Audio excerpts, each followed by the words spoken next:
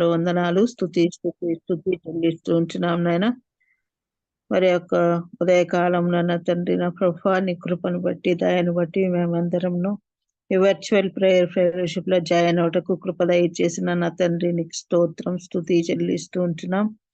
ఇంకా జాయిన్ కావాల్సిన బిడ్డలను నా తండ్రి త్వరపెట్టమని వేడుకోం ప్రార్థిస్తున్నానయ్యా. వందనాలు నా తండ్రి, జీవం గల నా తండ్రి. మరి నిన్ను స్తుతించి ఉన్నాము, ఆరాధించి మహింపరిచి ఉంటున్నాం నా తండ్రి. నీవెంతైనా గొప్ప దేవుడవు, ఆది అంతము లేని వాడవై ఉంటున్నావు నా తండ్రి. నీ యొక్క మహిమను మేము ఎంత ప్రచురపరిచినను నా తండ్రి తక్కువేనా రాజా.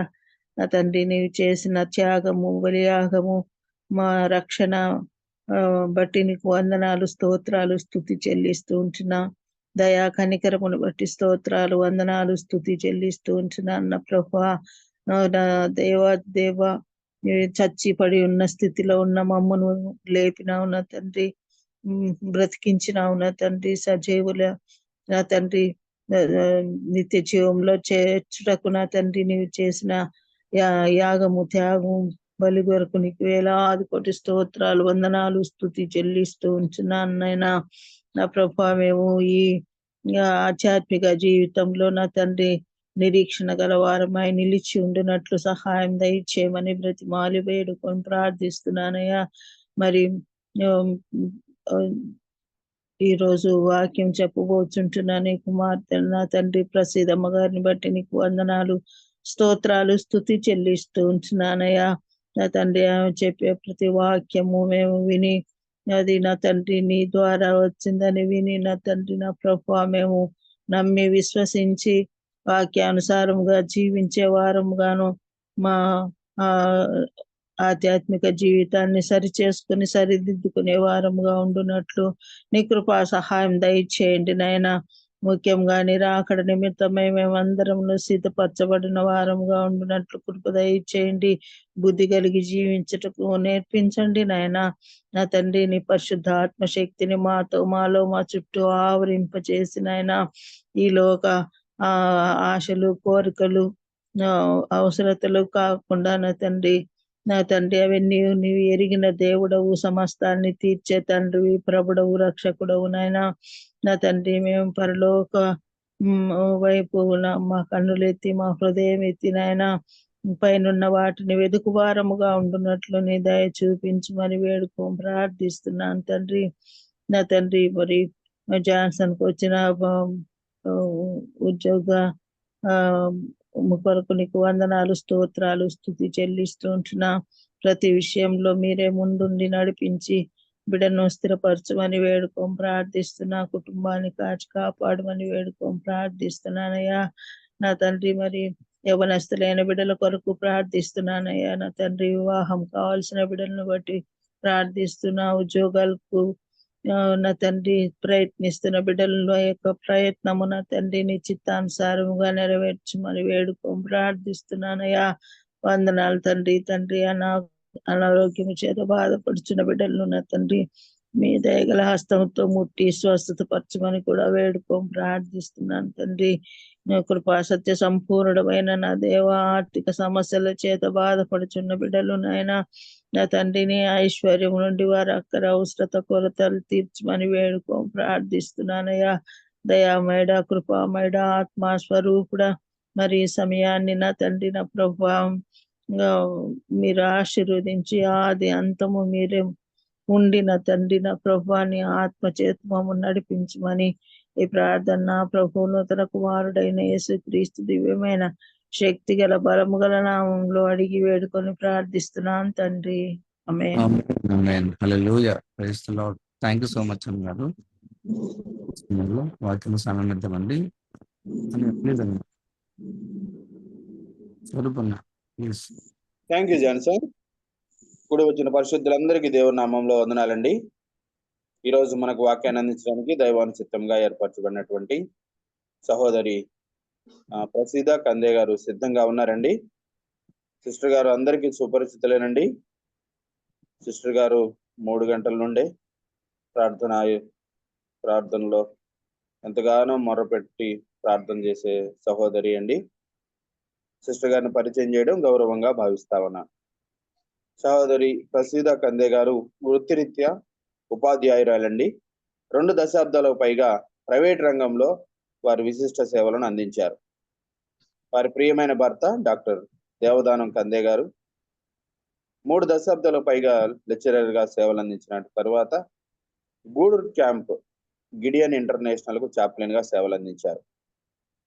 ప్రస్తుతం సిస్టర్ గారు తిరుపతి జిల్లా గూడూరు క్యాంప్ గిడియన్ ఇంటర్నేషనల్ ఆక్సిలరీగా వారి సేవలను విస్తరించడంతో పాటు వివిధ పరిచర్యలతో ఎంతో ఆశీర్వాదకరమైన పాత్ర పోషిస్తా ఉన్నారు. వారి ఇరువురు దంపతులకు దేవుడు ఒక వివాహితుడైన కుమారుడు మరియు ఒక వివాహిత కుమార్తె మరియు ఒక మనమురాలతో ఆశీర్వదించారు. దేవుడు వారిని వారి కుటుంబాన్ని దీవించిన విధానాన్ని బట్టి దేవునికి వందనాలండి. వెల్కమ్ టు సిస్టర్ గారు, ప్లీజ్ అండి. థ్యాంక్ యూ డాక్టర్ స్వరూప్ గారు. దేవుని నామంలో కూడి వచ్చిన పరిశుద్ధులైన విశ్వాసులందరికీ వందనాలు. మొదటిగా దేవునికి, అలాగే కాపర్లు, సువార్థికులు, పరిచారకులు అందరికీ దేవుని నామంలో వందనాలండి. ఈ అవకాశాన్ని నాకు ఇచ్చిన బ్రదర్ బాబీ గారికి దేవుని నామంలో కృతజ్ఞత తెలియజేస్తున్నాను. వాక్యాన్ని పంచుకున్నాం. నేనైతే ఓన్లీ వాయిస్ మెసేజ్ ఇవ్వాలనుకుంటున్నానండి. దేవుని నామంలో ప్రార్థన చేసుకున్నాం. జీవం కలిగిన దేవ, జీవాధిపతి, నేనా నేడు నిరంతరం ఏకరీతిగా ఉన్న దేవ, మా నడక మా పడక పరిశీలన చేయ దేవ, మేము పరుగుట మేము లేచుట తెలిసిన దేవ, మాట మా నాలుగుకు రాక మునిపే ఎరిగిన దేవ, సైన్యములు దేవా, ఈ రీతిగా మమ్మల్ని ఒక కుటుంబంగా, ఒక తండ్రి బిడ్డలంగా, ఒక ఆత్మతో నింపబడిన వారంగా, ఒక రక్తంతో కడగబడిన వారంగా, నీ శరీరంలో అవయవాలుగా మమ్మల్ని ఏర్పరిచిన విధానాన్ని బట్టి నీ నామకి స్తుతి మహిమ ఘనత ప్రభావం ఆరోపిస్తున్నామయ్యా. ఇది నాన్న వాక్యాన్ని బోధించిన ఏంటనగా, నా పక్కన ఉండండి, నాతో ఉండండి, నాలో ఉండండి, నేను నా నోటికి దూరంగా ఉండి కృపతో జ్ఞాపకం చేసుకోమని జీవం గల పరిశుద్ధుడైన యేసయ్య నామములో అడిగి వేడుకున్నాం తండ్రి, ఆమేన్. ఇది నేను మోసెస్ గురించి చెప్పాలనుకుంటున్నానని. మోషే గారి గురించి నిర్గమకాండం 2వ అధ్యాయం నుంచి మనకు స్టార్ట్ అవుతుంది. 2వ అధ్యాయం 1వ వచనంలో చూస్తే, లేవి వంశస్థుడు ఒకడు వెళ్ళి లేవి కుమార్తెను వివాహం చేసుకున్నట్లుగా ఉంది. ఆ స్త్రీ గర్భవతి అందుకని వాడు సుందరుడైన ఉండట చూచి 3 నెలలు వాడిని దాచినట్లుగా చూస్తాం. ఆ సుందరుడైన బాలుడే మోషే గారు. వాళ్ళ తండ్రి పేరు అమ్రాము, తల్లి యోకెబెదు. ఇది నిర్గమకాండం 6వ అధ్యాయం 20వ వచనంలో ఉంటుంది. ఆ దినాల్లో ఇశ్రాయేలీయులు దాస్యం చేస్తారు. ఐగుప్తు దేశంలో ఉన్నప్పుడు యోసేపు నేలను కొత్త రాజు ఐగుప్తు నేలను ఆరంభించినప్పుడు వాళ్ళు ఎక్కువగా విస్తారంగా అయిపోయినప్పుడు ఫరో పిలిచి చెప్తున్నాడు, తన జనులతో చెప్తున్నాడు, ఇశ్రాయేలు సంతతి అనే ఈ జనము మనకంటే విస్తారంగా బలిష్టంగా ఉన్నది. వారు విస్తరింపకున్నట్లు మనం వారి ఎడల యుక్తిగా జరిగించుదాము. లేనట్లయితే వాళ్ళు యుద్ధం కలిగినప్పుడు మన శత్రువులతో చేరి మనకు విరోధంగా యుద్ధం చేసి ఈ దేశంలో నుండి వెళ్ళిపోతారు. కాబట్టి వాళ్ళ మీద పెట్టిన భారాన్ని మనం ఎక్కువగా చేద్దాము అని చెప్పాడు. మరలా షిఫ్రాపుయా అనే హెబ్రీల మంత్రసాన్ని పిలిచి, మీరు మగబిడ్డ పుట్టినట్లయితే వాళ్ళని చంపివేయండి, ఆడదైతే బ్రతకనేయండి అని చెప్తాడు. ఎందుకంటే ఆడదైతే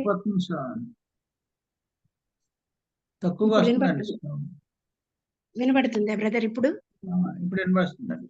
ఇప్పుడు ఓకేనా? Okay madam. Okay thank you. మీరు హెబ్రీ స్త్రీలకి మంత్రసాని పనిచేసేటప్పుడు మగబిడ్డ అయితే చంపివేయండి, ఆడపిల్ల అయితే బ్రతకనీయమని చెప్పాడు. ఆడపిల్ల అయితే వాళ్ళు పాపం చేసేదానికి ఆ విధంగా ఆలోచన చేసుకున్నారు. కానీ దేవుడు ఏం చేశాడంటే వాళ్ళని బ్రతకనిచ్చాడు. బ్రతకనిచ్చిన తర్వాత మోసెస్ని వాళ్ళ అమ్మ 3 నెలలు దాచిపెట్టిన తర్వాత మరి దాచలేక ఒక జమ్మి పెట్టె తీసుకొని దానికి జిగటం మట్టి పూసి కీలును పూసి అందులో పిల్లవాడిని పెట్టి మనకి ఏం సంభవిస్తుందో తెలుసుకునేదానికి వాళ్ళ అక్కని అక్కడ కాపలాగా ఉంచి వెళ్ళింది. ఫరో కుమార్తె స్నానం చేసేదానికి ఏటికి వచ్చినప్పుడు ఆమె పనికత్తెలు ఏటి ఒడ్డున నడుస్తూ ఉన్నప్పుడు నాచులు ఆ పెట్టెను చూచి ఆ పెట్టెను తెప్పించి చూచింది ఆమె. ఆ పిల్లవాడు ఏడుస్తున్నప్పుడు ఆమె కనికరపడి వీడు హెబ్రీయుల పిల్లల్లో ఒకడు అని చెప్పింది. హెబ్రీయులు 8వ దినమున సున్నతి సంస్కారం ఆచరిస్తారు కాబట్టి ఆ సున్నతి సంస్కారాన్ని బట్టి ఆమె మోసెస్ హెబ్రీయుల బాలుడని తెలుసుకొనింది. అప్పుడు ఫరో కుమార్తెతో మోషే సహోదరైన మిరియాం అంటుంది, ఈ బిడ్డని పెంచేదానికి ఎవరైనా హెబ్రీ స్త్రీలలో ఒక దాదిని పిలుచుకొని వస్తాను అని అడిగింది. హెబ్రీ స్త్రీలందరూ కూడా అక్కడ సంతానం కలిగి ఉన్నారు. కానీ ఫరో మగపిల్లలందరినీ నైల్ నదిలో పడేయమని చెప్పినప్పుడు ఆ తల్లులందరూ కూడా పాలు ఇవ్వగలిగే స్థితిలో ఉన్నారు. కానీ ఫరో కుమార్తెకి తెలియదు ఆమె మోసెస్ తల్లిని తీసుకొని వస్తుంది అని. ఆ బాలిక వెళ్ళి మోసెస్ తల్లిని తీసుకొని వచ్చిన తర్వాత ఫరో కుమార్తె చెప్తుంది, ఈ బిడ్డను తీసుకొని పోయి నా కొరకు వానికి పాలిచ్చి పెంచుము, నీకు జీతం ఇచ్చి పోషిస్తానని చెప్పింది. మనకు 1 పేతురు పత్రిక 2వ అధ్యాయం 2వ వచనంలో చెప్పబడిన రీతిగా కొత్తగా జన్మించిన శిశువులను పోలిన వారై నిర్మలమైన వాక్యమును పాల వలన రక్షణ విషయంలో ఎదుగు నిమిత్తము ఆ పాలను అపేక్షించుడి అని చెప్పబడింది. మనకు పాలు అంటే ఇక్కడ వాక్యం అనే పాలు.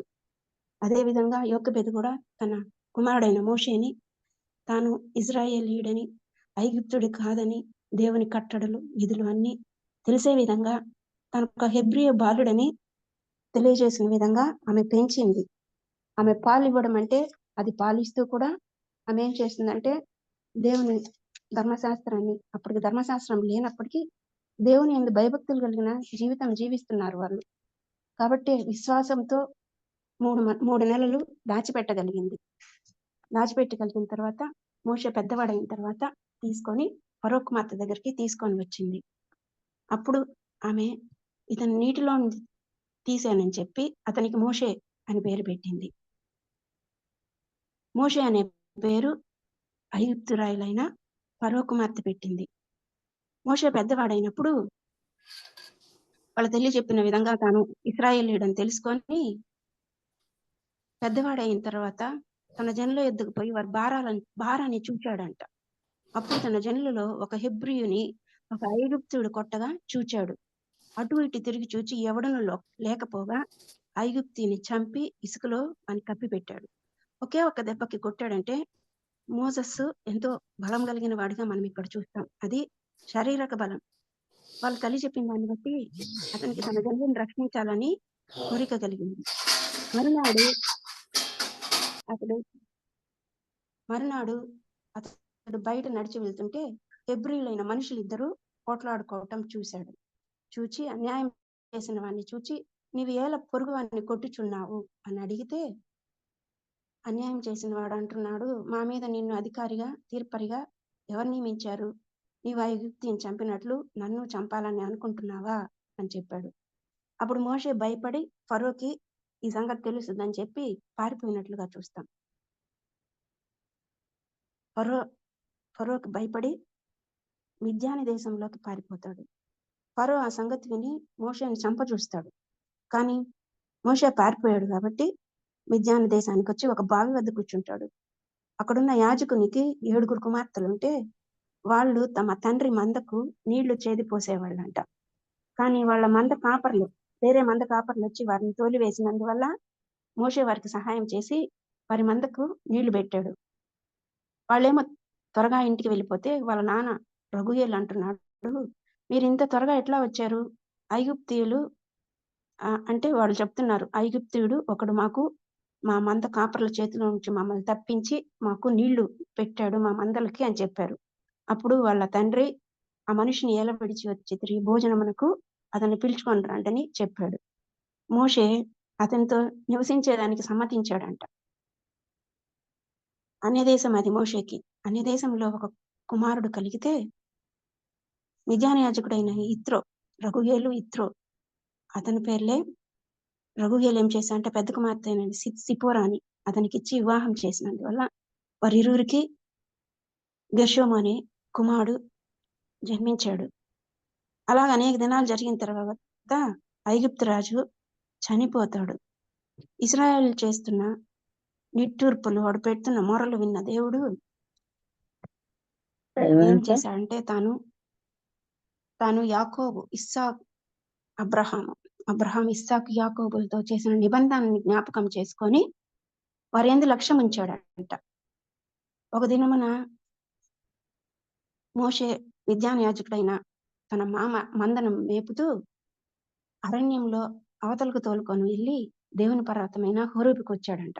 అక్కడ ఒక పొద నడిమిలో అగ్నిజ్వాలలో యెహోవా దూత అతనికి ప్రత్యక్షమైనట్లుగా మనం చూస్తాం. అయినా సరే ఆ పొద కాలిపోలేదంట, అగ్నితో మండినప్పటికీ కూడా. ఈ వింత ఏంటో నేను చూడాలని మోషే ఆ వైపు వెళ్ళినప్పుడు దేవుడు మోషే మోషే అని పొద నడుము నుంచి పిలిచాడంట. అప్పుడు మోషే అంటున్నాడు, చిత్తం ప్రభువా అన్నాడు. అందుకైనా నీవు దగ్గరికి రావద్దు, నీ పాదముల నుండి చెప్పులు విడు, నీవు నిల్చున్న స్థలము పరిశుద్ధ ప్రదేశం అని చెప్పాడు. అది పరిశుద్ధ ప్రదేశం ఎలా అయిందంటే, మనం ఆదికాండం 3వ అధ్యాయంలో చూస్తే ఆదాము హవ్వ అవిధేయత చూపించినప్పుడు దేవుడు ఆదాముతో చెప్తున్నాడు, నీవు నీ భార్య మాట విని తినవద్దని నేను నీకు ఆజ్ఞాపించిన వృక్ష ఫలములు తింటివి కనుక నీ నిమిత్తము నేల శపింపబడి ఉన్నది. ప్రయాసంతోనే నీవు బ్రతుకు దినములన్నీ దాని పంట తిందువు.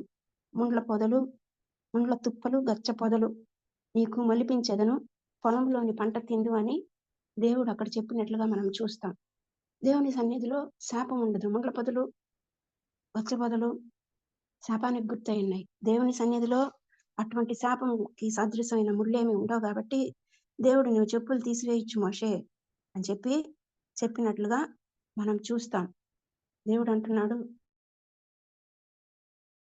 ఐగుప్తులో ఉన్న నా ప్రజల బాధ నేను చూచాను కాబట్టి నేను నీకు తోడై ఉంటాను, నేను నిన్ను పంపిస్తాను. నువ్వేం చేస్తావంటే నిన్ను ఫరో యొద్దకు పంపిస్తాను, ఇశ్రాయేలీయులను నా ప్రజలను నీవు ఐగుప్తులో నుండి తోడుకొని పోవాలి అని చెప్పాడు.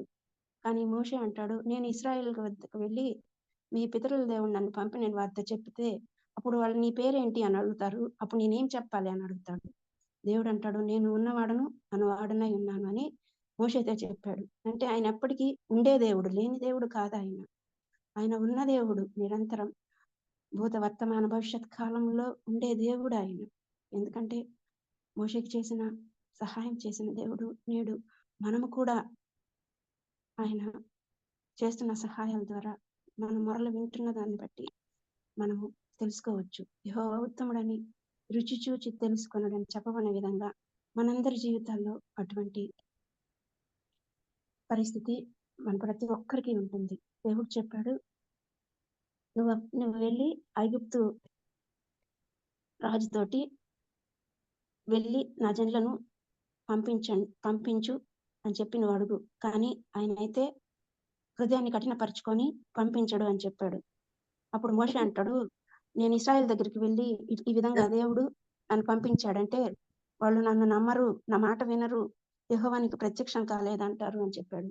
అప్పుడు దేవుడు చెప్పాడు, నీ చేతిలో ఉన్న కర్ర నేల మీద పడేసే అన్నాడు. అప్పుడు అది పాము అయితే దేవుడు చెప్తున్నాడు, దాన్ని తోకను పట్టుకోమని చెప్పాడు. ఆ కర్ర పడవేయగానే అది పాముగా తయారైంది. పాము తోకను పట్టుకున్నప్పుడు కర్రగా అది మరలా తిరిగి తన రూపుని తెచ్చుకునింది.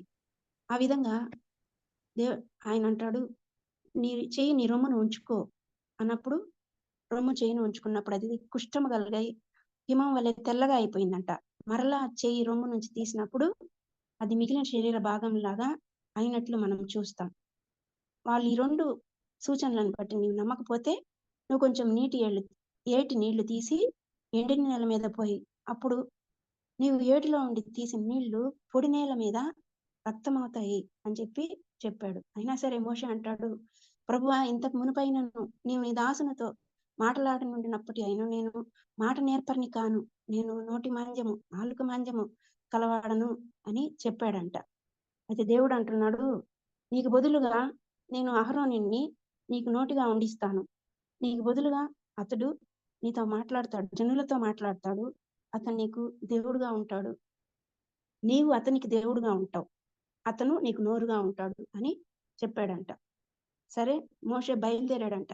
బయలుదేరేటప్పుడు వాళ్ళ మామ దగ్గరికి వెళ్ళి, సెలవైన ఎడల నేను ఐగుప్తులో ఉన్న నా బంధువుల యొద్దకు మరలా పోయి వారు ఇంకా సజీవులై ఉన్నారో లేదో చూస్తానని చెప్పినప్పుడు వాళ్ళ మామ అయిన ఇత్రో క్షేమంగా వెళ్ళమని చెప్పాడంట. తరువాత మోషే కర్రను తీసుకొని ఐగుప్తుకి బయలుదేరుతూ ఉన్నాడంట.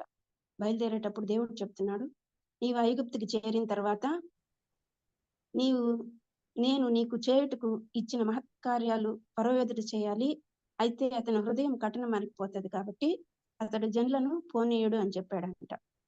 సరే, నువ్వు ఫరో దగ్గరికి వెళ్ళి, ఇశ్రాయేలు నా కుమారుడు, నా జ్యేష్ఠ పుత్రుడు, నన్ను సేవించినట్లు నా కుమారుని పోనిమ్ము అని నీకు ఆజ్ఞాపించుచున్నాను. వాని పంప నొల్లని ఎడల ఇదిగో నేను నీ కుమారుని, నీ జ్యేష్ఠ పుత్రుని చంపేదనని యెహోవా సెలవిచ్చుచున్నాడని అతనితో చెప్పుమనెను. సరే, వీళ్ళు సిప్పోరా భార్య అయిన సిప్పోరా మరి ఇద్దరు కుమారులు గెర్షోను, ఎలియజరు, ఇద్దరు కుమారులు మోసెస్ బయలుదేరిపోతూ ఉంటే వాళ్ళు పోతున్న సత్రంలో యెహోవా అతన్ని ఎదుర్కొని అతన్ని చంప చూశాడంట. ఎందుకంటే ఈయన నాయకుడిగా వెళ్తున్నాడు ఇశ్రాయేలీలకి.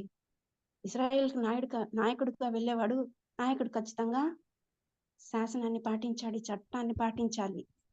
కానీ మోసెస్కి అయితే ఏమో 8వ దినాన సున్నతి చేయబడింది, తన కుమారులకి సున్నతి చేయబడలేదు. ఆ విషయము మోసెస్కి మరి జ్ఞాపకంలో లేదో మనకైతే తెలియదు. కానీ మోసెస్ మొత్తం 120 సంవత్సరాలు జీవిస్తే 40 సంవత్సరాలు రాజగృహంలో పెరిగాడు.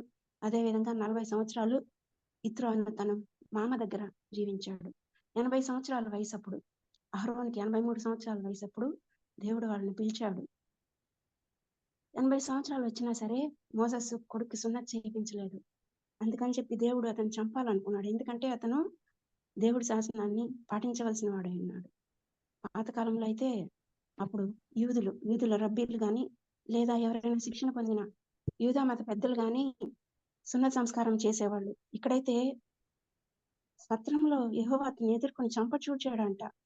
మానవులే ఒకరినొకరు చంప చూస్తే ఎంత బలహీనత పడిపోతాం. ఆ విధంగా మోషేని దేవుడే చంప చూచినప్పుడు మోషే ఎంతో బలహీన పడిపోయి ఉండొచ్చు. అందుకే అతని భార్య స్టెప్ తీసుకొని సిప్పోరా వాటిగల రాయి తీసుకొని కుమారునికి సున్నతి చేసి అతని పాదముల యొద్ద పడవేసి, నిజముగా నీవు నాకు రక్త సంబంధమైన పెనిమిటి అయితే సిప్పోరా ఇక్కడ ధైర్యం చేసింది. ఆ కాలంలో రబ్బీలు చేయవలసిన పని, యూదామత పెద్దలు చేయవలసిన పని. ఆమెకి మోషే చెప్పి ఉండొచ్చు, మేము హెబ్రీయులము, మా పద్ధతి ఇలా ఉంటదని. లేకపోతే సిప్పోరాకి తెలియదు ఈ విధంగా సున్నతి చేయాలని. అప్పుడు దేవుడు ఆయన్ని వదిలివేసినట్లుగా మనం చూస్తాం. తర్వాత వాళ్ళు వెళ్తారు. వెళ్ళిన తర్వాత మోషే అహరోనులు ఫరో దగ్గరికి వెళ్ళి చెప్తారు, అరణ్యంలో నాకు ఉత్సవం చేయుటకు నా జనమును పోనిమ్మని దేవుడు ఆజ్ఞాపిస్తున్నాడని చెప్పారు. అప్పుడు ఫరో అంటాడు, నేను అతని మాట విని ఇశ్రాయేలీయులను పోనిచ్చుటకు యెహోవా ఎవడు? నేను యెహోవాని ఎరుగను, ఇశ్రాయేలీయులను పోనీయను అని చెప్పాడంట. వాళ్ళు చెప్తున్నారు, అయ్యా మా దేవుడు మమ్మల్ని ఎదుర్కొన్నాడు, మేము అరణ్యంలోనికి 3 దినముల ప్రయాణం అంత దూరం పోవాలి, వెళ్ళి అక్కడ బలి అర్పిస్తాము, లేకపోతే ఆయన మా మీద తెగులతో అయినా ఖడ్గంతోనైనా పడతాడేమో అని చెప్పి చెప్తారు. అప్పుడు వాళ్ళు పనులు చేయకుండా తడవు చేస్తున్నారని చెప్పి వాళ్ళు అంతకుముందు ఇశ్రాయేల్ మీద ఇటుకలు తయారు చేపించేవాళ్ళు.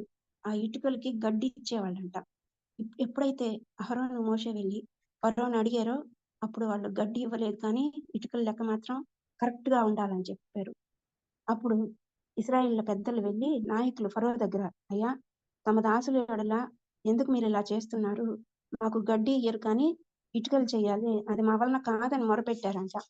కానీ అది ఫరో నియమించిన కట్టడం కాబట్టి ఫరో అంటున్నాడు, మీరు సోమరులు, అందుచేత మీరు బలి అర్పించాలని అడుగుతున్నారు, మీరు పని చేయాలి, గడ్డి మీకు ఇవ్వబడదు, కానీ ఇటుకల లెక్క తగ్గిపోకూడదని చెప్పారంట. అప్పుడు ఇశ్రాయేలీయులు వచ్చి చెప్తున్నారు, మోషే దగ్గరకు వచ్చి అహరోను దగ్గరకు వచ్చి చెప్తున్నారు, యెహోవా మిమ్మల్ని చూచి న్యాయం తీరుస్తాడు, ఫరో ఎదుట అతని దాసులు ఎదుట మమ్మల్ని అసహ్యులంగా చేశారు, మమ్మల్ని చంపేదానికి వారి చేతికి ఖడ్గం ఇచ్చారని చెప్పారంట. తిరిగి మోషే దేవుని దగ్గరికి వెళ్ళి, ప్రభువా నువ్వు ఎందుకు ఇలా చేసావు, నన్ను ఎందుకు పంపించావు, నేను వచ్చినప్పటి నుంచి ఫరో ఈ ప్రజలకు కీడు చేస్తున్నాడు, కానీ నీ జనులని పంపించటం లేదు అని చెప్పాడంట. అప్పుడు దేవుడు చెప్పాడు, నేను తప్పకుండా మిమ్మల్ని విడుదల చేస్తాను. మీరేం చేస్తారంటే నా శక్తి ఫరోకి తెలియజేసే విధంగా నేను కొన్ని కార్యాలు చేస్తాను. ఆ కార్యాలన్నీ కూడా మీరు ఫరో ఎదుట చేయాలి అని చెప్పాడంట. తర్వాత అహరోను మోషే వెళ్ళి కర్రను పట్టుకొని ఫరో ఎదుట దాన్ని పడేస్తే అది సర్పం అయిందంట. అయితే ఫరో సేవకులు కూడా ఆ విధంగా చేసినప్పుడు వాళ్ళ కర్రలు కూడా సర్పాలు అయ్యాయంట. అయితే మోషే కర్ర మిగిలిన కర్రలన్నీ పాములుగా ఉన్నప్పుడు మోషే కర్ర పాముగా మారిన కర్ర మిగిలిన పాములన్నీ మింగివేసిందంట. అప్పుడు మోషే ఆ పాము తోకను పట్టుకున్నప్పుడు అది కర్రగా మారినట్లు మనం చూస్తాం. అయినా సరే ఫరో హృదయం కఠినమైందంట. దేవుడు చెప్తున్నాడు, నువ్వు ఫరో ఎద్దుకున్న పొద్దున వెళ్ళి ఏటి దరికి వెళ్ళి అరణ్యమందు నన్ను సేవించుకున్న నా ప్రజలను పోనివ్వు, హెబ్రీయుల దేవుడైన యెహోవా నీ యొద్దకు పంపాడు అని చెప్తే ఆయన చెప్తాడు, నేను పంపినని చెప్తాడు. చేతిలో ఉన్న కర్రతోటి ఏటి నీళ్లను కొట్టినప్పుడు అది రక్తంగా మారబడింది. అప్పుడు ఏటిలో చేపలన్నీ చనిపోయాయి, ఏరు కంపు కొట్టింది. అయితే ఐగుప్తు దేశంలో మాను పాత్రలు, రాతి పాత్రల్లో రక్తం ఉందంట. యెహోవా ఆజ్ఞాపించినట్లుగా మోషే అహరోనులు చేస్తే ఫరో సేవకులు కూడా అలాగే చేశారంట. అప్పుడు వాళ్ళకి తాగేదానికి నీళ్లు లేకపోయినాయంట. వాళ్ళు తాగే నీళ్ళ కోసం మరలా తవ్వుకోవాల్సి వచ్చింది. ఏటి పక్కన మరలా తవ్వారంట. ఏటిని కొట్టి 7 దినములైనా సరే ఫరో హృదయం కరగలా. మరలా దేవుడు ఫరో దగ్గరికి పంపించి, ఏటిలో కప్పలు విస్తారంగా పుడతాయి, నీ పొలిమేరలన్నిటినీ కప్పల చేత బాధిస్తాను, నీ పడగ గదిలోకి, నీ మంచం మీదకి, నీ సేవకుల ఇంట్లోనికి, నీ జనుల మీదకి, నీ పొయ్యిలోనికి, నీ పిండి పిసుకు తుక్కుల్లోనికి అవి ఎక్కువ వస్తాయి అని చెప్పాడంట. అలా చేసినప్పటికీ కూడా మోషే చేయి చాపినప్పుడు చెరువులు, కాలువల మీద నుంచి కప్పలు ఫరో అతని సేవకుల ఇళ్లలోకి వచ్చినట్లుగా మనం చూస్తాం. వాళ్ళ శకునగాండ్రు కూడా అలా చేసి కప్పలను రాజేశారంట. వాళ్ళకి తెలియట్లేదు. వాళ్ళ శకునగాండ్రు కూడా సపోర్ట్ చేస్తే ఉన్న బాధ ఇంకొంత ఎక్కువ అవుతుంది, కానీ వాళ్ళకి అది తెలియట్లేదు. మళ్ళా ఫరో మోషేని పిలిపించి, నా కోసము వేడుకోండి ప్రభువుని, నేను మిమ్మల్ని అగత్యంగా పోనిస్తానని చెప్పాడంట. సరే, మరలా మోషే వేడుకున్నాడంట. వేడుకున్న తర్వాత కప్పలన్నీ కూడా చనిపోయాయి. అవి భూమి మీద కుప్పగా వేసినప్పుడు భూమి కంపు కొట్టిందంట. తర్వాత దేవుడు మోషేతో, నీ కర్ర చాపి దేశపు ధూళిని కొట్టు, అది ఐగుప్తు దేశం అంతా పేలవుతుంది అని చెప్పాడంట. అలా చేసినప్పుడు పేలు మనుషుల మీద, జంతువుల మీద ఐగుప్తు దేశం అంతటా ఉన్నాయంట. శకునగాండ్రు అలా చేయాలని ఆశపడ్డారు, కానీ చేయలేకపోయారు. ఎందుకంటే శకునగాండ్రు చెప్తున్నాడు, ఇది దైవశక్తి అని చెప్తున్నారు. అపవాది శక్తి కొంత సమయం మాత్రమే, కొంత పరిమితి వరకే ఉంటుంది. కానీ సర్వశక్తి గల తండ్రి అనే దేవునికి ఆయన సర్వాధికారం ఇవ్వబడింది. భూమి మీద కానీ ఎక్కడైనా సరే ఆయన సర్వాధికారి. కాబట్టి ఆయన సేవకులు ఆయన ద్వారా ఏ పనైనా చేయగలుగుతారు. కానీ ఫరో హృదయం కఠినమైంది. అప్పుడు ఆయన, నేను నీ సేవకుల్ని పంపిస్తాను, నువ్వేం చేస్తావంటే ఈ గుంపంతా తీసేసేయి అని చెప్పాడంట. సరే, మరలా మోషే ప్రార్థన చేసినప్పుడు అదంతా తొలగిపోయినట్లుగా మనం చూస్తాం. తర్వాత మోషే చేస్తాడు, ఐగుప్తుల ఇండ్లు వరుణ ప్రదేశంలో ఈగల గుంపుతో నిండి ఉంటాయి. భూలోకంలో నేనే యెహోవానని తెలుసుకున్నట్లు గోషెన దేశంలో మాత్రం ఇలా ఉండదు, అది ఇశ్రాయేలీయులు ఉన్న ప్రదేశం, మిగిలిన దగ్గర ఉంటాయి అని చెప్పాడంట. తర్వాత ఈగల గుంపుల వలన వారు బాధపడినట్లుగా మనం చూస్తాం. అప్పుడు ఫరో అంటాడు, మీరు వెళ్ళి ఈ దేశంలో మీ దేవునికి బలి అర్పించండి అంట. మోషే అన్నాడు, మేము అట్లా చేయకూడదు, మా దేవుడైన యెహోవాకు మేము అర్పించవలసిన బలి ఐగుప్తులకి హేయము. ఐగుప్తులకి హేయమైన బలిని వారి కన్నుల ఎదుట మేము అర్పిస్తే వారు మమ్మల్ని రాళ్లతో కొడతారని చెప్పారంట. మేము 3 దినాల ప్రయాణం అంత దూరం వెళ్ళాలి అని చెప్పాడంట. అప్పుడు ఫరో అంటున్నాడు, అట్లాగే పోండి, కానీ దూరం పోవద్దని చెప్తున్నాడంట. తర్వాత మరలా మోషే దేవుని వేడుకున్నప్పుడు ఈగలు తొలగిపోయినట్లుగా మనం చూస్తాం. తర్వాత మరలా దేవుడు చెప్తాడు, నా బాహుబలము పొలంలోనున్న పశువుల మీదకి, గుర్రముల మీదకి, గాడిదల మీదకి, ఒంటెల మీదకి, ఎద్దుల మీదకి, గొర్రెల మీదకి వచ్చును, మిక్కిలి బాధకరమైన తెగులు కలుగును. అయితే ఇశ్రాయేలు పశువులను వేరు చేస్తాను అని చెప్పమన్నాడంట. తర్వాత ఆ మరుసటి దినం ఐగుప్తీయుల పశువులన్నీ చనిపోయాయి, కానీ ఇశ్రాయేలు పశువుల్లో ఒకటి కూడా చావలేదంట. దేవుడు మరలా మోషేతో చెప్తున్నాడు, మీ పిడికిల నిండా ఆవపు బుగ్గి తీసుకొని మోషే ఫరో కన్నుల ఎదుట ఆకాశం వైపు దాన్ని చల్లండి.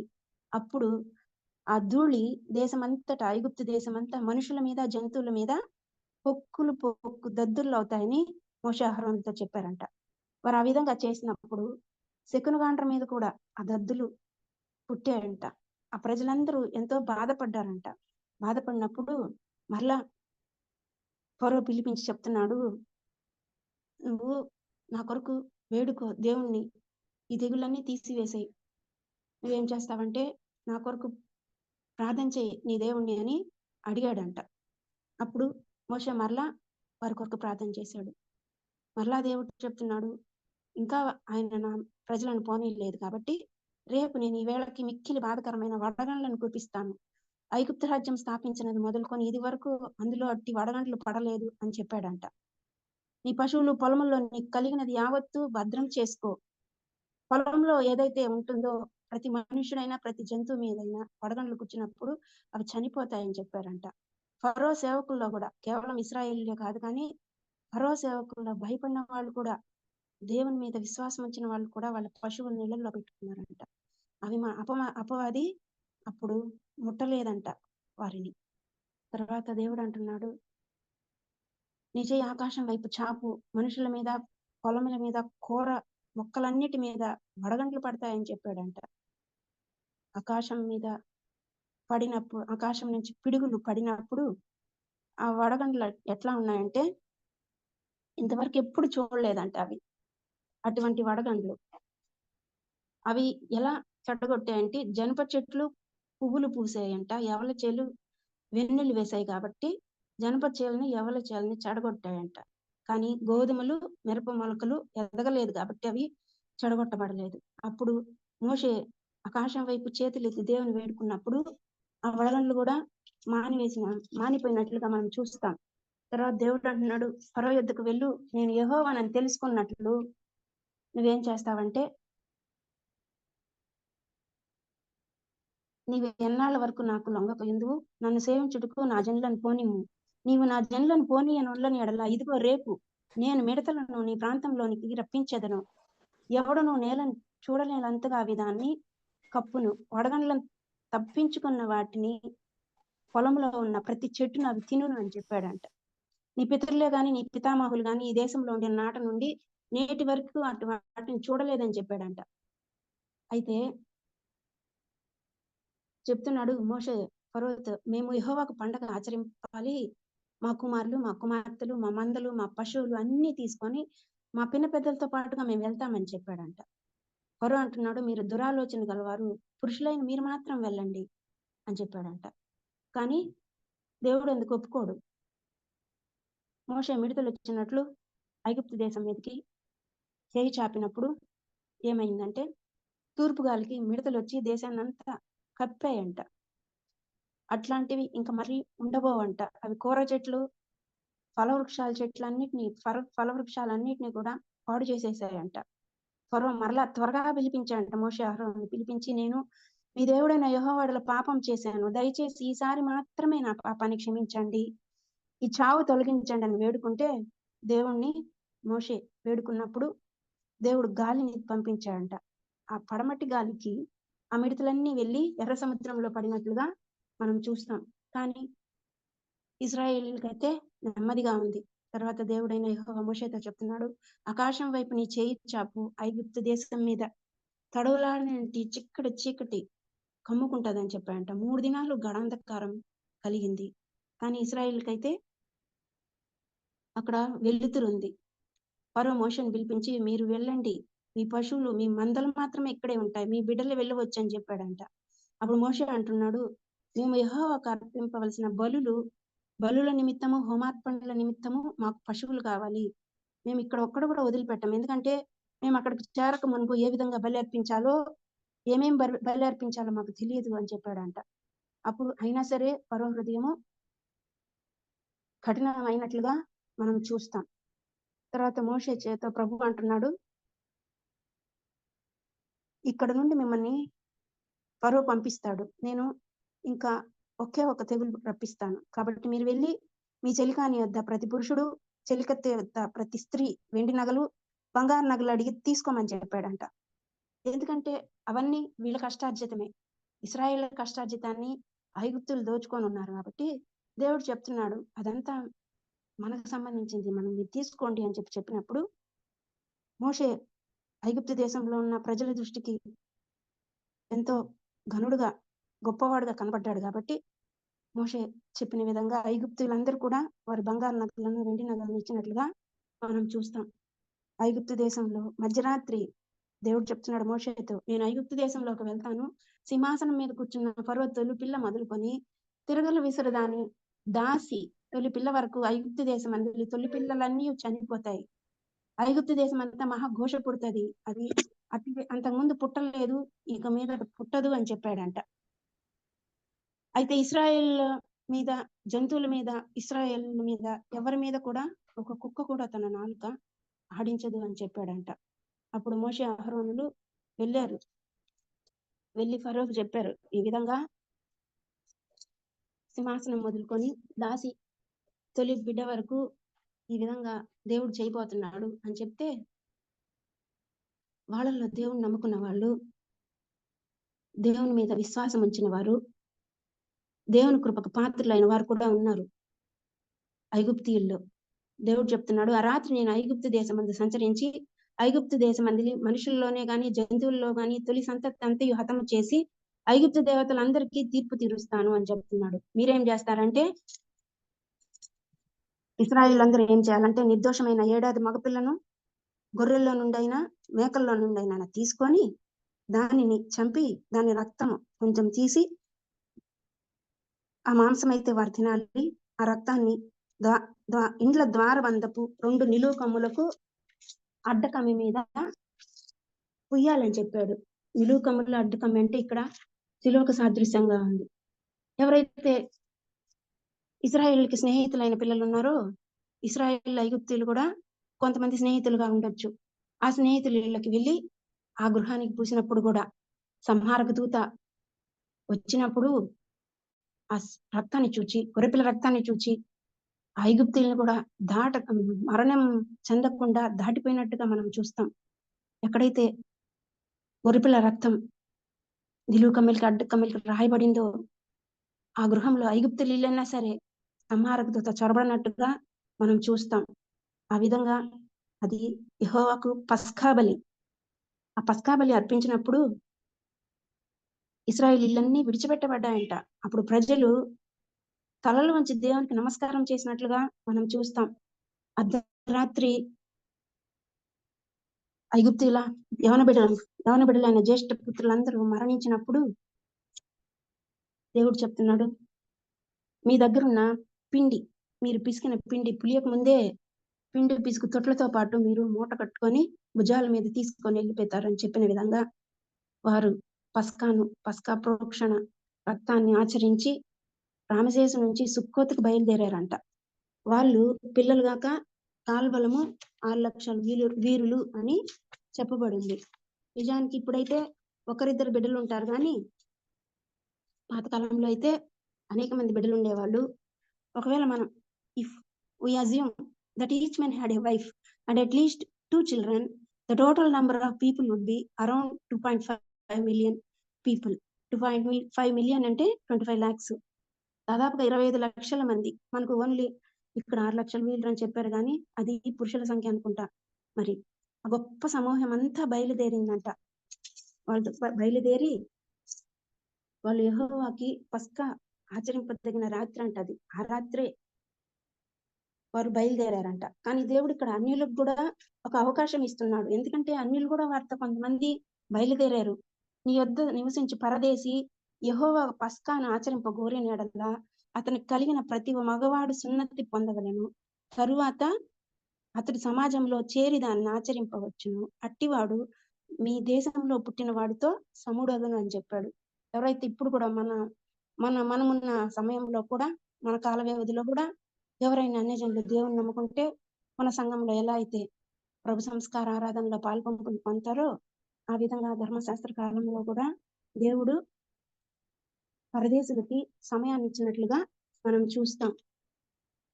తర్వాత దేవుడు వాళ్ళు ప్రయాణం అయిపోయేటప్పుడు సుక్కోతు నుంచి అరణ్యం దగ్గర ఉన్న ఏతాంలో దిగినప్పుడు దేవుడు పగలు రాత్రి వారికి దారి చూపించే విధంగా వారిని నడిపించేదానికి పగటి వేళ మేఘస్తంభంలో, వెలుగుచ్చుడుకు రాత్రి వేళ అగ్నిస్తంభంలో ఉండి వారికి ముందుగా నడిచాడంట. ఆయన అగ్నిస్తంభంనైనా మేఘస్తంభంనైనా ప్రజల యొద్ద నుంచి తొలగించలేదని మనం చూస్తాం. అయితే ప్రజలు పారిపోయినట్టు ఐగుప్తు రాజు తెలుసుకున్నప్పుడు ఫరో హృదయం కఠినపరచబడిందంట. కఠినపరచబడి మనం ఎందుకు ఇలా చేసాం, మన సేనలో ఉండకుండా ఇశ్రాయేలు ఎందుకు పోనిచ్చిద్దాం అనుకొని రథాలను సిద్ధపరచుకొని తనతో పాటు దాని మీద 600 రథాలని దాని మీద అధిపతులను తోడుకొని వెళ్ళాడంట. అయితే ఇశ్రాయేలీలు వెళ్తూ ఉన్నారు. ఐగుప్తులు ఫరో రథాలన్నీ వాళ్ళు చూచినప్పుడు వాళ్ళకెంతో భయం వేసిందంట. వాళ్ళు కన్నులెత్తి ఐగుప్తీయులు తమ వెనుక వచ్చుడు చూచి మిక్కిల భయపడి యెహోవాకు మొరపెట్టాడంట. ఇక్కడ వాళ్ళు చేసిన మంచి పని ఏంటంటే మోషేకు మొరపెట్ల, వాళ్ళు యెహోవాకు దేవునికి మొరపెట్టారు. మొరపెట్టారు కానీ మోషేతే అంటున్నాడు, మొరపెట్టిన వాళ్ళు విశ్వాసం ఉంచుంటే బాగుండేదేమో. మరి మోషేతే అంటున్నారు, ఐగుప్తులో సమాధులు లేవని ఈ అరణ్యంలో చచ్చుడికి మమ్మల్ని రప్పించిద్దివా, మమ్మల్ని ఐగుప్తులో నుండి బయటికి రప్పించి మమ్మల్ని ఇట్లు చేయనేలా మా జోలికి రావద్దు, ఐగుప్తులకు దాసులు మాగుతాము, మేము ఐగుప్తులోనే ఉంటాము, మేము ఈ అరణ్యంలో చనిపోయేదానికంటే ఐగుప్తులకు దాసులు మావడమే మంచిదని చెప్పారంట. కానీ మోషే అంటున్నాడు, మీరు భయపడొద్దు, యెహోవా మీ పక్షం యుద్ధం చేస్తారు, మీరు ఊరకని నిలిచి యెహోవా నేడు మీకు కలుగు రక్షణను చూడమని చెప్పాడంట. అప్పుడు దేవుడు నీవు నీ కర్రను ఎత్తి సముద్రం వైపు చాపి దాన్ని పాయలుగా చేయమన్నప్పుడు సముద్రం మధ్య ఆరణ్యాల రావటం మనందరికీ తెలుసు. ఇశ్రాయేలు నడిచిపోతున్నారంట. దాంట్లో వాళ్ళు మామూలుగా వెనక ఫరో సైన్యం రాకపోతే నడిచేవాళ్ళు కాదేమో, భయపడే వాళ్ళేమో, నీళ్లు తిరిగి పొర్లుతాయని. వెనక ఇప్పటి నుంచి ఏ విధంగా అయితే వాళ్ళ వెనక విపత్తు వస్తుందో దాన్ని చూచి వాళ్ళు త్వరగా సముద్రం మధ్య నడిచినట్లుగా మనం చూస్తాం. వారిని వెంబడిస్తూ ఐగుప్తులు కూడా వస్తున్నారు. కానీ దేవదూత ఏం చేశా అంటే వారు వెనక్కి వెళ్ళిపోయి వారిని వెంబడించాడంట. అప్పుడు మేఘస్తంభం ఏమో ఇశ్రాయేలీలకు వెలుతురిస్తే ఇశ్రాయేల్ వైపు వెలుగుంది అగ్నిస్తంభం లాగా, వెనుక వైపు ఐగుప్తులకైతే మేఘస్తంభము రాత్రిలాగా ఉంది. అప్పుడు వీళ్ళందరూ దాటి వచ్చేసిన తర్వాత దేవుడు చెప్పాడు, వేకుజామున నీవు ఐగుప్తుల దండు వైపు చూచి ఐగుప్తుల దండను కలవరపరచమని చెప్పాడు. అప్పుడు వెంటనే వారి రథ చక్రాలు ఊడిపోయినట్లు చేసినప్పుడు వారు అనుకున్నారు, ఇశ్రాయేల్ యుద్ధం మనం పారిపోదాం, యెహోవా వారి పక్షాన మనతో యుద్ధం చేస్తున్నారని చెప్పారంట. మోషే సముద్రం మీద తన చేయి చాపినప్పుడు సముద్రం తిరిగి పొర్లినప్పుడు ఐగుప్తులందరూ చనిపోయి సముద్ర తీరమున చచ్చిన ఐగుప్తుల్ని ఇశ్రాయేల్ చూసినట్టుగా మనం చూస్తాం. నిర్గమకాండం 15వ అధ్యాయంలో వాళ్ళు ఒక పాట రాసినట్లుగా మనం చూస్తాం. ఏంటంటే విమోచన గీతం. అదే సాంగ్ ప్రకటనలో కూడా ఉంది. The song in exodus 15 is sung after the Israelites deliverance from Egypt, while the song in Revelation 15 is sung in heaven by those who have been redeemed by God through Jesus Christ. The similarities highlight the connection between the two events, with the redemption in Revelation being seen as the ultimate fulfillment of the redemption in Exodus. ఈ విడుదల మనకు మన ప్రభు అయిన యేసుక్రీస్తు ఏ విధంగా ఆయన గొర్రెపిల్లగా ఈ లోకానికి వచ్చి వధింపబడ్డాడో ఆ విధంగా ఇశ్రాయేలు విడుదల ముంగుర్తుగా ఉంది. ఇశ్రాయేల్ ఏ విధంగా విడుదల పొందారో అదే విధంగా మనం కూడా రెవల్యూషన్ ప్రకటన గ్రంథం 15వ అధ్యాయంలో మనం కూడా విడుదల పొంది మోసెస్ కీర్తన పాడుతాం. మోసెస్ కీర్తన కేవలం నిర్గమకాండం 15వ అధ్యాయంలోనే కాదు, కానీ ప్రకటన గ్రంథం 15వ అధ్యాయంలో కూడా మనం పాడుతాం. తర్వాత ఇశ్రాయేలీలు అంటున్నారు, మోషే అహరోనుల మీద సణిగారంట, మేము మాంసం వండుకొని కుండల యొద్ద కూర్చొని తృప్తిగా ఆహారం తిన్నప్పుడు యెహోవా చేతి వలన చనిపోలేదు, మేము ఆకలితో ఇక్కడ అరణ్యంలో చనిపోతున్నాము అని చెప్పినప్పుడు దేవుడు, నేను వాళ్ళ సణుగులు విన్నాను, నువ్వేం చేస్తావంటే వాళ్ళకి ఏ విధంగా చెప్పు. సాయంకాలంలో మీరు మాంసం తింటారు, ఉదయమున ఆహారం చేత తృప్తి పొందుతారు. మీ దేవుడైన యెహోవా నేనే అని మీరు తెలుసుకుందరని చెప్పాడంట. సాయంకాలంలో పూరేడులు వచ్చి వాళ్ళ పాళెమును కప్పితే ఉదయమున మంచు వారి పాళెం చుట్టూ పడి ఉండేదంట. ఆ పడిన మంచు ఎగిరిపోతే అది నూగు మంచు వలె సన్నని కణములు భూమి మీద కనబడేయంట. ఇదేమి అని వాళ్ళు ఒకరితో ఒకరు చెప్పుకున్నారంట. దానిని హెబ్రీ భాషలో మన్నా అంటారని మనందరికీ తెలుసు. అప్పుడు మోషే చెప్తున్నాడు, ప్రతివాడు భోజనమునకు కుటుంబంలో ఒక్కొక్కరికి ఒక్క ఓమెర్ చొప్పున కూర్చుకోండి. అయితే విశ్రాంతి దినమ్మ మనం పని చేయకూడదు కాబట్టి 6వ దినమునైతే ఒక్కొక్కరు 2 ఓమెర్లు కూర్చుకోమని చెప్తే కొంతమంది ఎక్కువ ఆశపడి రెండింతలుగా కూర్చుకున్నారంట. కానీ అది ఉదయంకి పురుగు పట్టి కంపు కొట్టింది. ఇక్కడ వాళ్ళ అవిధేయత కనబడుతుంది. దేవునికి విధేయత చూపించకుండా దేవుడు చెప్పాడు వాళ్ళకి, మీరు ఒక్క రోజుకు సరిపడా ఆహారం మాత్రమే ఒక్కొక్క ఓమెరు కూర్చుకోమన్నప్పుడు వాళ్ళు 2 ఓమెర్లు కూర్చుకున్నప్పుడు అది కంపు కొట్టింది. కానీ ఎక్కువ కూర్చుకున్న వాళ్ళకి ఎక్కువ మిగలలేదు, తక్కువ కూర్చుకున్న వాడికి తక్కువ కాలేదు. కానీ విశ్రాంతి దినమున 2 ఓమెర్లు కూర్చుకోమన్నప్పుడు వాడు కూర్చుకున్నప్పుడు మిగిలినంతా కంపు కొట్టలేదంట, దానికి పురుగు పట్టలేదంట. ఇది దేవునికి మనము చూపిన విధేయతకి గుర్తుగా ఉంది. దేవుడు చెప్తున్నాడు, మీరేం చేస్తారంటే ఇశ్రాయేలీలు ఐగుప్తు నుండి బయటకు వచ్చినప్పుడు మిద్యాను యాజకుడైన మోషే మామ వినినప్పుడు ఏం చేశా అంటే భార్యని 2 కుమారులను తీసుకొని వస్తున్నాడు. మరి మళ్ళీ వాళ్ళు ఎప్పుడు వాళ్ళ తండ్రి ఇంటికి వెళ్ళారో మనకైతే తెలియదు. కానీ మోషే మామ వాళ్ళని దగ్గరికి తీసుకొని వచ్చినప్పుడు మోషే తన మామని ఎదుర్కొని వందనం చేసి ముద్దు పెట్టుకుని ఒకరి క్షేమం ఒకరు తెలుసుకున్నట్లుగా చూస్తాం. మామూలుగా అయితే మన క్రిస్టియన్ ఫ్యామిలీస్ లో వందన వచనం చెప్పుకోవడం, క్షమాచారాలు తెలుసుకోవడం చూస్తా, కానీ ముద్దు పెట్టుకోవడం అనేది మోషే విషయంలో మనం చూడవచ్చు. మోషే మామ కూడా ఒక దహన బలిని అర్పించాడంట దేవునికి.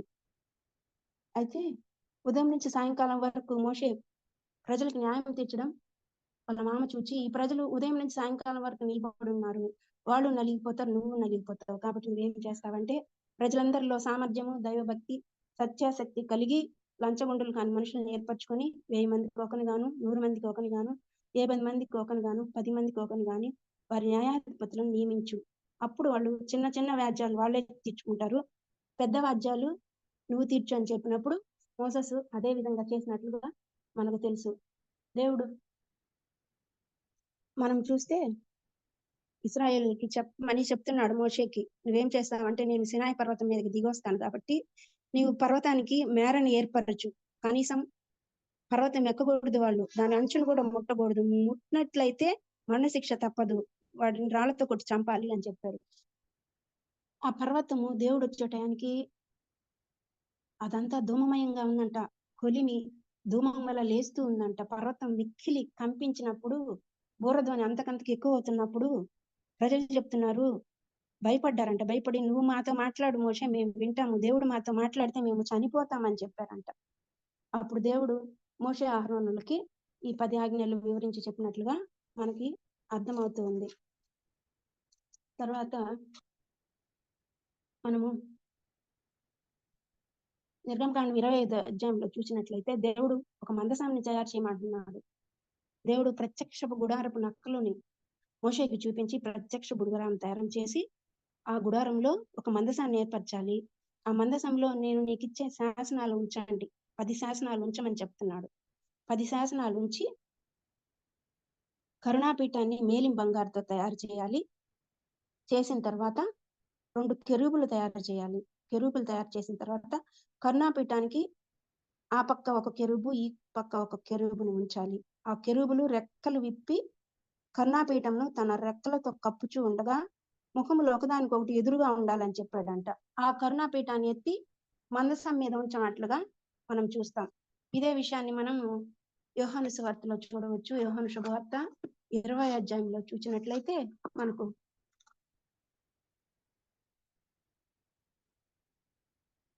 20వ అధ్యాయము 11వ వచనంలో చూస్తే ప్రభు అయిన యేసు పునరుద్ధానమైన తర్వాత మరియా సమాధి బయట నిలిచి ఏడ్చుచుండగా ఆమె ఏడ్చుచు సమాధిలో వంగి చూడగా తెల్లని వస్త్రములు ధరించిన 2 దేవదూతలు యేసు దేహం ఉంచబడిన స్థలంలో తల వైపున ఒకడును కాళ్ళ వైపున ఒకడును కూర్చుండుట కనబడెను. వారు అమ్మ ఎప్పుడు వచ్చున్నావని ఆమెను అడిగినట్లుగా మనం చూస్తాం. ఇక్కడ మనం చేసేది ఏంటంటే, ఏ విధంగా మందసంలో మోషే ఆజ్ఞాపించబడిన విధంగా మన్నా పాత్ర, అదే విధంగా చిగురించిన అహరోని చేతికర్ర, దేవుని శాసనాలు కలిగిన పలకలు మందసంలో ఉంచాడు. దానిపైన కరుణాపీఠం ఉంది. అదే విధంగా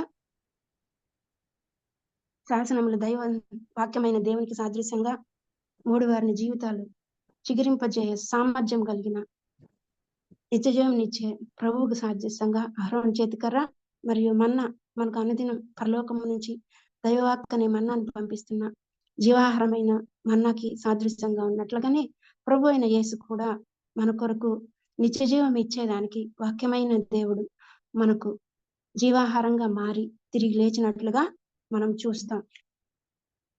తర్వాత మనం ఏం చేస్తామంటే, వాళ్ళందరినీ తీసుకొని వెళ్ళిన తర్వాత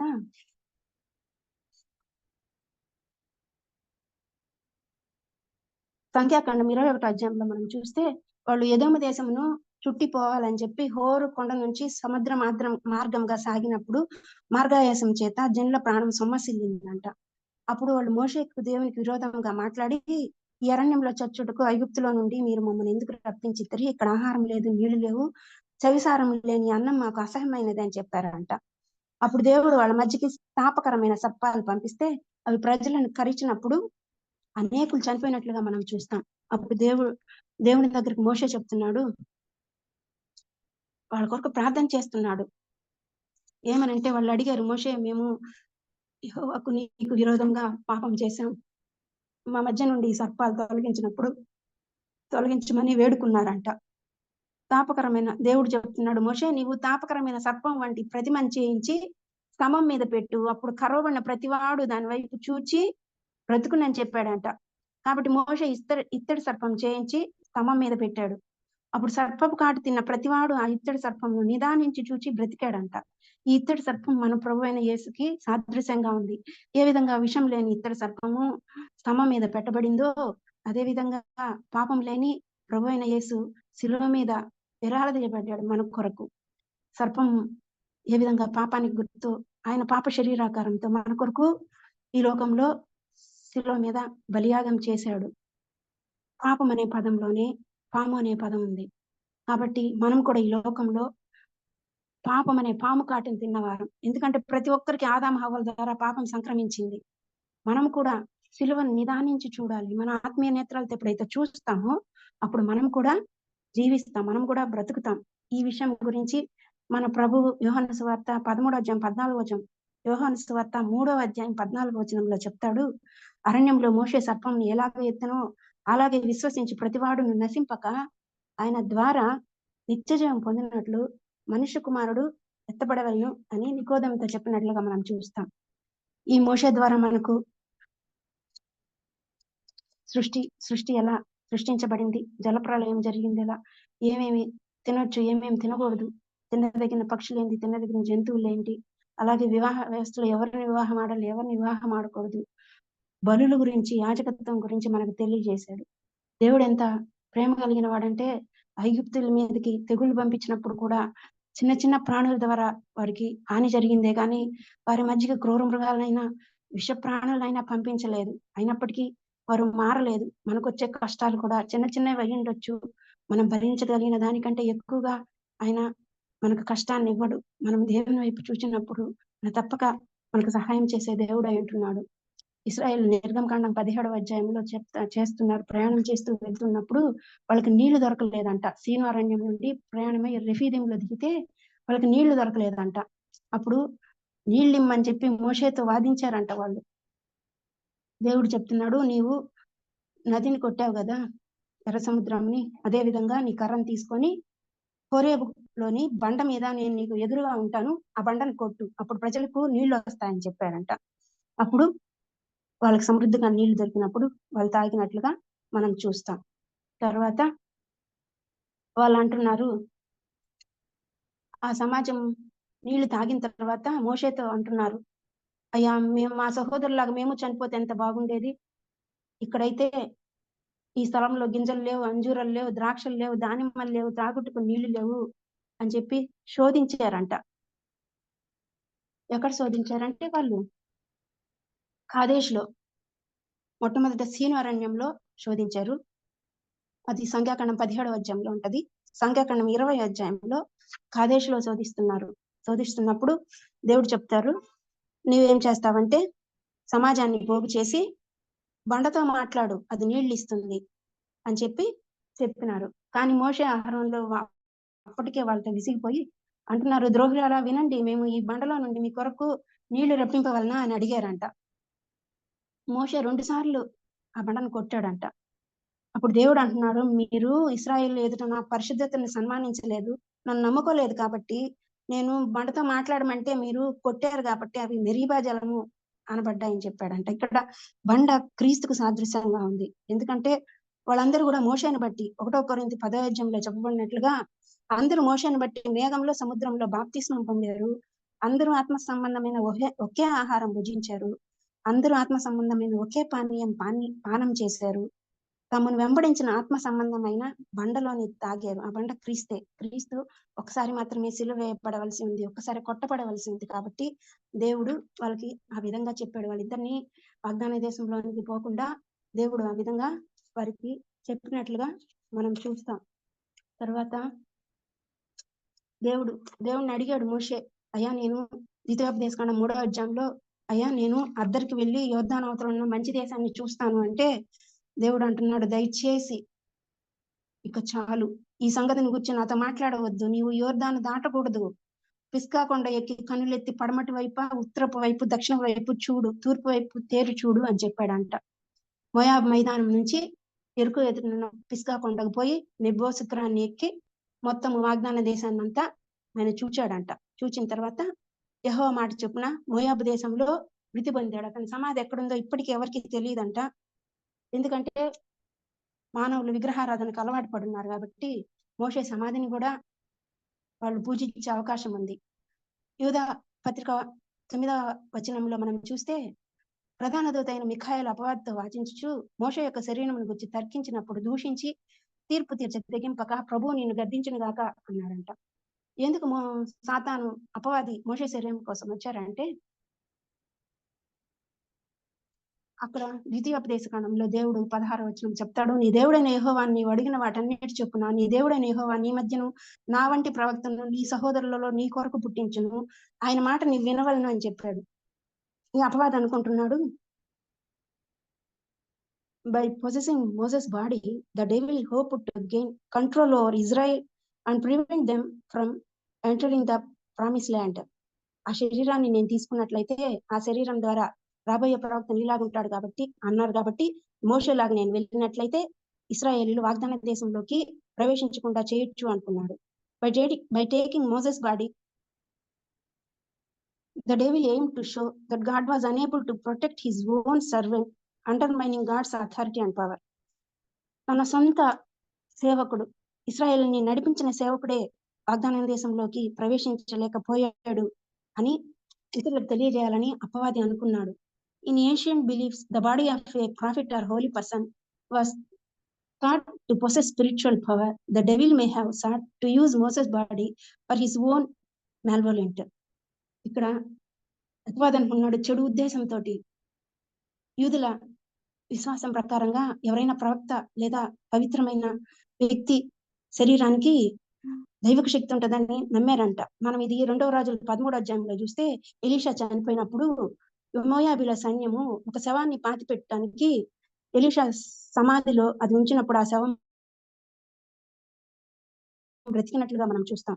అదేవిధంగా గెరసేనుల దేశంలో సేన అని అపవాద శక్తిలో చేత పీడింపబడిన వ్యక్తి బాగవటం మనం చూస్తాం. అదేవిధంగా అపోస్తల కార్యం 16వ అధ్యాయంలో పుతోను అనే అపవాది దెయ్యం చేత సోది చెప్పే చిన్నదాన్ని పౌలు గారు బాగు చేసినట్లుగా మనం చూస్తాం. మోషే కోరిక దేవుడు మన్నించకపోయినప్పటికీ మత్తయి సువార్త, మార్కు, లూకా అన్ని సువార్తల్లో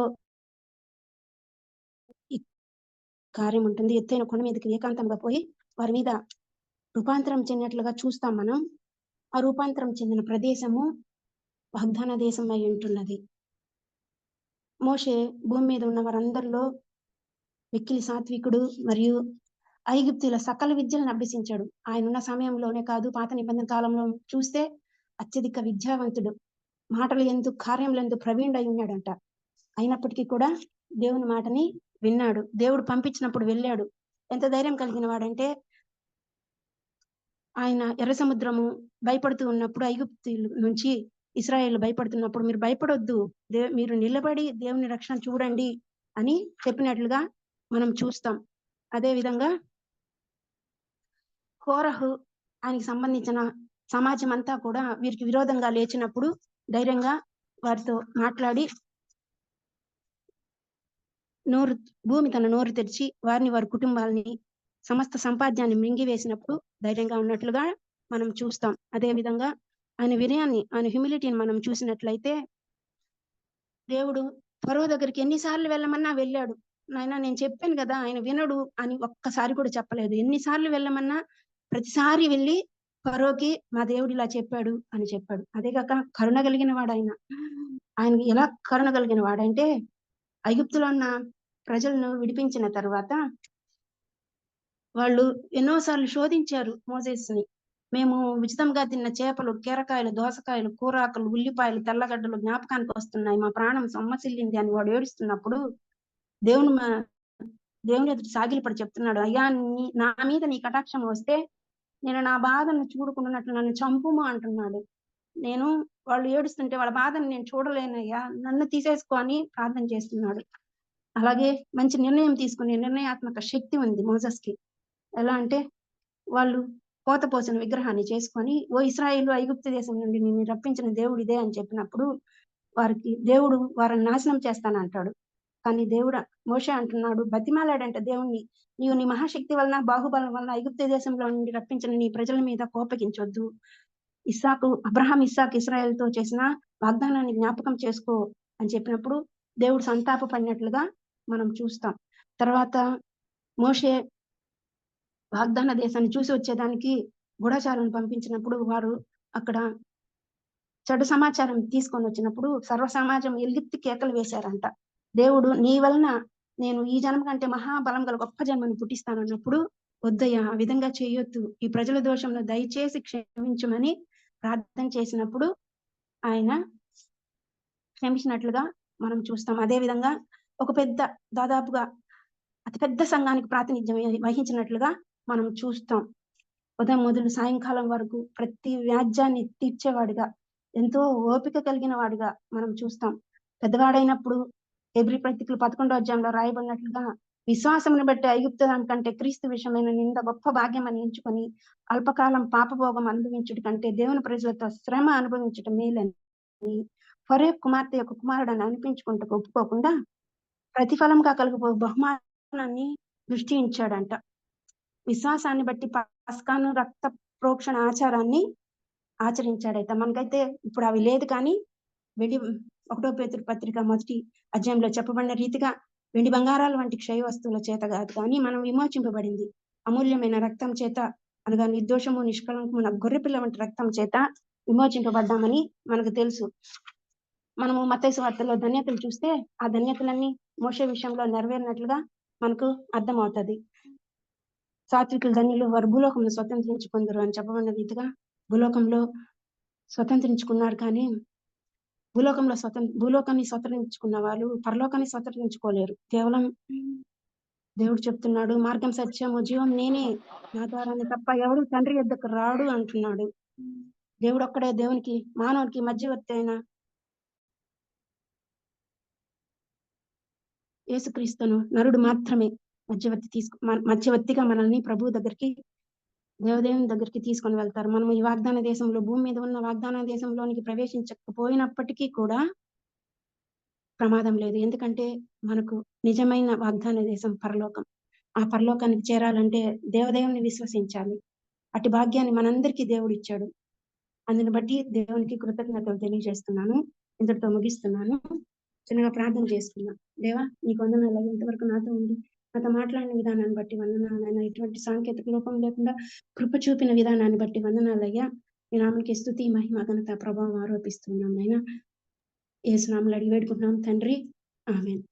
చివరిసారిగా నాకు ఈ అవకాశాన్ని ఇచ్చిన బ్రదర్ బాబీ గారికి మరియు రూపా సుహాసిని మేడం గారికి, అదే విధంగా దైవజనులకు కూడి వచ్చిన పరిశుద్ధులైన విశ్వాసులందరికీ పేరు పేరున వందనస్తుతులు అర్పిస్తూ దేవుని దీవెనలు అందజేస్తున్నాను. ఆమేన్.